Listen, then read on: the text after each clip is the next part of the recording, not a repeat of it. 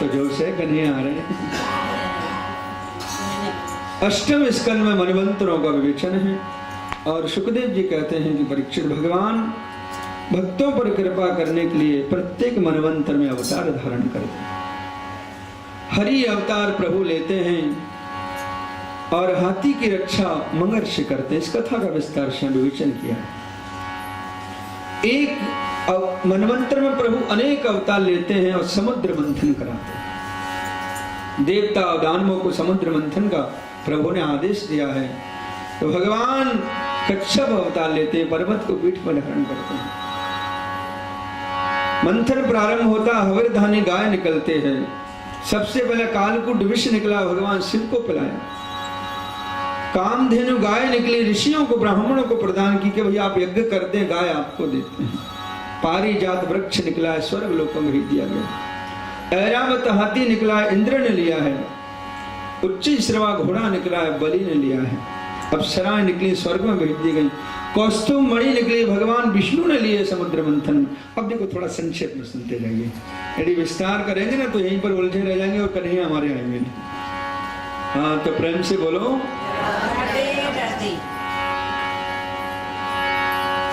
लक्ष्मी जी निकली है जो भगवान विष्णु के गले में माला डाली। चंद्रमा निकला है, भगवान शिव के ललाट पर सुशोभित हुआ है। वारुणी देवी निकली है, दानवों ने लिया। इस्वार मंथन व आयुर्वेद के प्रवर्तक भगवान धन्वंतरी अमृत कलश लेके प्रकट हुए। बोलो धन्वंतरी भगवान। भगवान देवताओं को अमृत पिलाने के लिए प्रभु मोहिनी रूप भी धारण करते हैं। समुद्र मंथन में अनेक अवतार और भगवान शंकर को मोहिनी रूप का दर्शन कराते हैं। आगे कथा आते हैं कि भगवान वामन के रूप में प्रकट हुए और बलि के अभिमान को तोड़ने के लिए, प्रभु कृपा करने के लिए 3 चरण भूमि मांगने जाते हैं। पदानी त्रीण दत्रेन्द्र सम्मतानि पदा मम। बलि के यहाँ प्रभु वामन के रूप में गए और भगवान 3 चरण भूमि मांगे और बलि के यहाँ प्रभु द्वारपाल बन के निवास करते हैं। आगे मत्स्य भगवान का पावन चरित्र है। इसके साथ भागवत का 8वां स्कंद जिसमें 24 अध्याय थे वो विश्राम लेता है। बोलो भक्त वत्सल भगवान। श्री सुखदेव जी कहते हैं परीक्षित, 9वें स्कंद में भी 24 अध्याय हैं। प्रारंभ के 12 अध्याय में सूर्य वंश का वर्णन है और बाद के 12 अध्यायों में चंद्र वंश का वर्णन है। सूर्य वंश में भगवान श्री रामचंद्र पधारे और चंद्र वंश में भगवान श्री कृष्ण चंद्र पधारे। सूर्य वंश का यहाँ पर विस्तार से वर्णन किया है। बड़े बड़े प्रतापी राजा हुए, इक्ष्वाकु, निरग, शर्याति, दृष्ट, नभग, जिनके नाभा अम्बरीश होते हैं, जो भगवान के बड़े लाडले भक्त होते हैं। इसी वंश में आगे चल के सगर, रोहित, बाहुक, अस्मक, नारी कवच, खटवांग, दीर्घ बाहु, रघु, अज के यहाँ दशरथ और दशरथ जी क्या भगवान श्री राम, लक्ष्मण, भरत और शत्रुघ्न। खटवांगो दीर्घ बाहुष्य रघु तस्मात् प्रथुश्रवा अजस्ततो महाराजा तस्मात् दशरथो भवत्। दशरथ जी क्या भगवान 4 रूपों में आके अवतरित होते हैं। प्रेम से बोलो। अब ध्यान से सुनिएगा, भगवान का अवतार क्यों होता है। तो गीता में भगवान ने कहा, यदा यदा हि धर्मस्य ग्लानिर्भवति भारत अभ्युत्थानं धर्मस्य तदात्मानं सृजाम्यहम् परित्राणाय साधूनां विनाशाय च दुष्कृतां धर्म संस्थापनार्थाय संभवामि युगे युगे। अधर्म का साम्राज्य जब फैलता है तो धर्म की स्थापना के लिए प्रभु अवतार लेते हैं। और इसी बात को रामायण में गोस्वामी जी महाराज भी इसी बात को कहते हैं, जब जब होए धर्म की हानि बाढ़हि असुर अधम अभिमानी तब तब प्रभु धर विविध शरीरा हरि कृपा निधि सज्जन पीरा। तो जो गीता में भगवान ने कहा वही रामायण में गोस्वामी श्री तुलसीदास जी महाराज ने कहा। परंतु हमारे संत भगवान के आने का एक दूसरा भी कारण बतलाते हैं। प्रेम से बोलो राधे राधे। संत कहते हैं कि भगवान जब वैकुंठ धाम में अपनी स्तुति सुनते हैं, प्रार्थना सुनते हैं, और भगवान देखते हैं कि जो भी आता है हाथ जोड़े हमारी ओर स्तुति करता है, तब प्रभु को लगता है हमें कोई डांटे, हमसे कोई प्रेम करे, थोड़ा कोई हमें भी प्यार से थप्पड़ मारे। अब प्रभु को लगा कि हमें कोई थप्पड़ कैसे मारेगा, हम तो जगत पिता बन के बैठे हुए हैं। कोई थप्पड़ तो जब मारेगा जब किसी के हम बेटा बने, तभी तो कोई डांटेगा। तो प्रभु के मन में वात्सल्य सुख पाने की, बालक बनने की इच्छा हुई, तो मनु और शत्रुपा ने घोर तप किया। और भगवान ने पूछा क्या चाहिए, तो मनु महाराज ने हाथ जोड़ के कहा, चाहूं तुम्हीं समान सुख प्रभु सने कवन दुराम। हे नाथ, आपके समान ही हम पुत्र चाहते हैं। भगवान ने कहा हमारे समान तो हम ही हैं, दूसरा नहीं है जो अपनी जगह भेज दें। आपको पुत्र चाहिए और हमें पिताजी चाहिए, तो हम ही आएंगे। प्रेम से बोलो राधे राधे। पहले अवतार में भगवान मनु और शत्रुपा को कश्यप और अदिति वामन के रूप में प्रभु पहले अवतार में आते हैं, जो बलि के यहाँ 3 चरण भूमि मांगनी थी। यज्ञोपवी संस्कार मना तो वामन भगवान को बड़ा आनंद आया। जब बलि के यहाँ गए और 3 चरण भूमि मांगने विराट रूप जब बनाए, तो बलि हाथ जोड़कर खड़ा हो गया। कश्यप अदिति माता पिता भी हाथ जोड़कर खड़े हो गए कि जिसे हम बेटा समझ रहे वो तो भगवान निकला। प्रभु को लगा ये गड़बड़ हो गया, हम तो थप्पड़ खाने आए थे, माता जी पिताजी हाथ जोड़कर खड़े हैं। भगवान को लगा अगली बार थोड़ा संभल के आगे, ऐश्वर्य को फुटी पे लटका के आगे पक्के बेटा बने। तो दूसरे अवतार में उन्हीं कश्यप अदिति को महाराज दशरथ और कौशल्या माता प्रभु स्वीकार किए।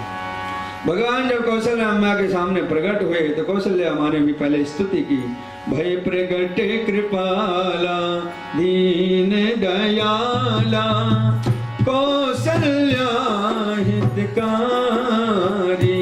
भय प्रगटे कृपाला दीन दयाला कौशल्या हितकारी।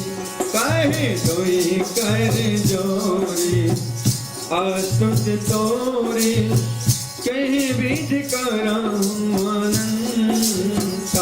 भय प्रगटे कृपाला दीन दयाला हितकारी। माता जी ने हाथ जोड़ के स्तुति की, तो भगवान ने कहा माता जी स्तुति बंद करो, हम थप्पड़ खाने आए हैं, हाथ काय को जोड़ रही हो। तो माँ कौशल्या ने कहा प्रभु आपको थप्पड़ ही खाना था, तो आप तो पिताजी बन के आए हो, बेटा बन के आते। तो भगवान ने कहा माता जी बेटा बनना हमको आता नहीं, आप बताओ कि बेटा कैसे बना जाता है।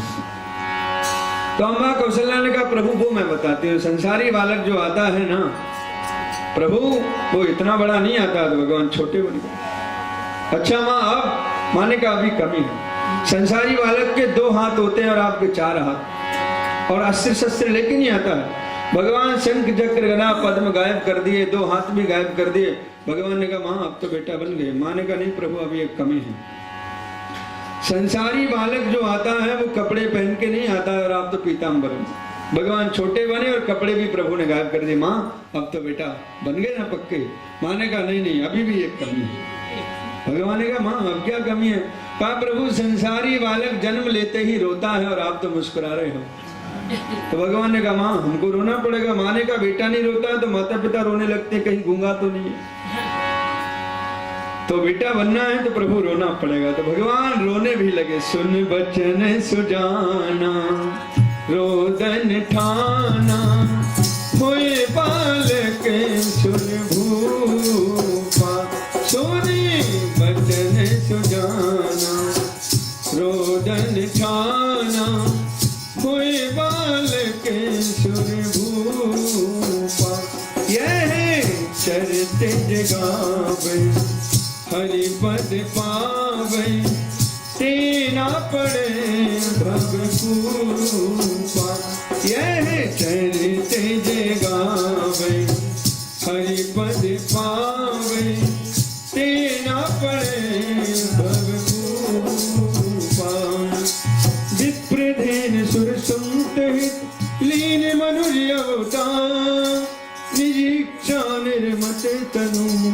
माया गुणे गोपा भय प्रगट कृपाला दीन दयाला कौशल्या भगवान रोने लगे। सुन बचन सुजाना रोदन ठाना। तब माने कहा है सुख परम अनुपार। भगवान श्री राम 4 रूपों में अवतरित हुए। श्री राम, भरत, लक्ष्मण और शत्रुघ्न। अब देखिए राम जी को हमें ही नमस्कार करना पड़ेगा, क्योंकि एक भजन भी गाएंगे तो घड़ी अपनी ओर भाग रही है और हमारी कोशिश है कि नंद महोत्सव में हम थोड़ा बधाइयां गाएं। तो भगवान श्री राम को 4 रूपों में नमन और प्रणाम करते हुए, राम कथा सागर है, सागर का अपना कोई पार नहीं होता है। तो राम जी का मात्र स्मरण करके अब हम चलते हैं मथुरापुरी की ओर। प्रेम से बोलो राधे राधे। हाँ, मैया में थोड़ा सा दम है।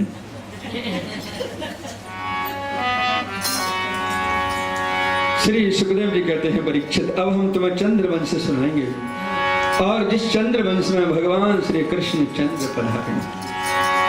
अथा तो श्रूयताम राजन वंशा सोमस्य पावनः यस्मिन् यलादयो भूपा पुण्यन्ते कृत्य पुण्यः। भगवान के नाभि से कमल, कमल से ब्रह्मा जी का प्राकट्य होता है। ब्रह्मा जी के बेटा अत्रि होते हैं, अत्रि के बेटा चंद्रमा होते हैं, चंद्रमा के बेटा बुध होते हैं, बुध के बेटा पुरुरवा होते हैं। इन पुरुरवा का उर्वशी अप्सरा से विवाह होता है और 6 बालकों को जन्म देती है। आयु, श्रुत्यायु, सत्यायु, रय, विजय और जय। इन्हीं आयु के वंश में आगे चल के भगवान श्री परशुराम होते हैं जो दुष्ट राजाओं का वध करते हैं। आगे चल के इस वंश में नहुष नाम के राजा होते हैं और उनके 6 पुत्र होते हैं, यति, याति, संयाति, आयति,